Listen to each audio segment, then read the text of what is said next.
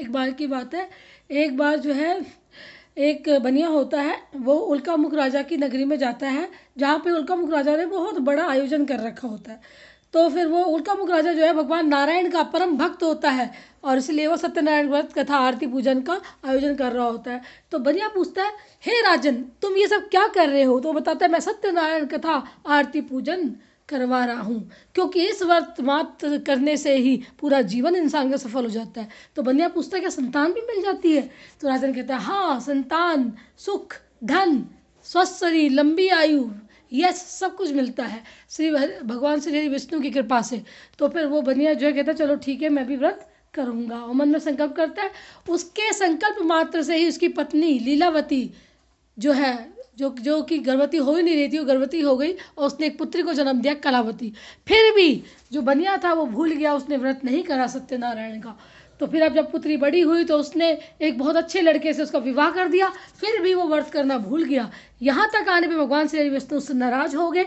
वो अपने दामाद को लेके व्यापार के लिए चला गया, और वहाँ का जो राजा था चंद्रकेतु, भगवान श्री हरि विष्णु की कृपा से उसने उसको बंदी बना लिया और जेल में डाल दिया किसी चोरी के इल्जाम में।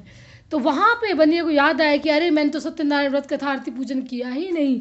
वो जो है सत्यनारायण व्रत करने लग जाता है, और यहाँ से उसकी पत्नी भी सत्यनारायण व्रत करने लग जाती है। और जब सत्यनारायण व्रत करने मात्र से भगवान श्री विष्णु प्रसन्न हो जाते हैं, उसको चंद्रकेतु को दर्शन देते हैं सपने में, और चंद्रकेतु छोड़ देता है उन्हें खूब धन देके।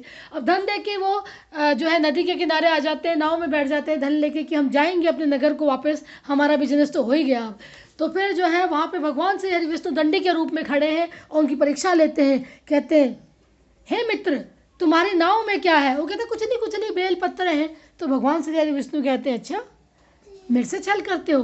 तो उसके कहता है, अच्छा चलो ठीक है, ऐसा ही हो जाए। तो फिर जो है दामाद और बनिया देखता है तो सही में नाव में बेलपत्र ही मिलते, सोना चांदी सारा गायब। कहते हैं, ये क्या हुआ? वो कहता है, दामाद कहता है, पिताजी, दंडी जो है ना, दंडी जरूर कोई माना हुआ है, उसने ही दे दिया ऐसा, हमने ऐसा बोला तो हमारा सब बेलपत्र कर दिया।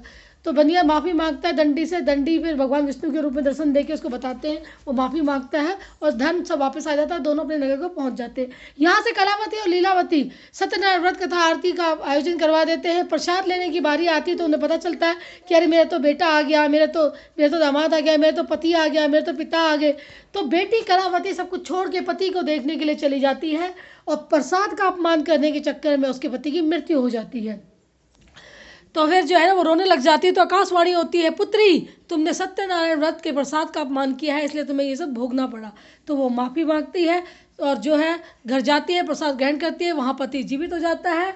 और इस प्रकार से सत्यनारायण व्रत कथा आरती पूजन के कृपा से उनके घर में धन धान्य भर जाते हैं। कलावती का भी पुत्र हो जाता है, पूरे घर में खुशियाँ हो जाती है, और अंत में वो बैकुंठ को चला जाता है सारा परिवार। एक तो तेरे नैन तिरछे, दूसरा काजल लगा, तीसरा तेरा नजरे मिलाना, दिल दीवाना हो गया, सांवली सूरत पे मोहन, दिल दीवाना हो गया।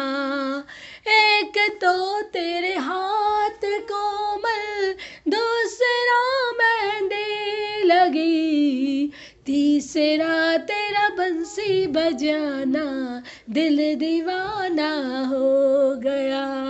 एक बार की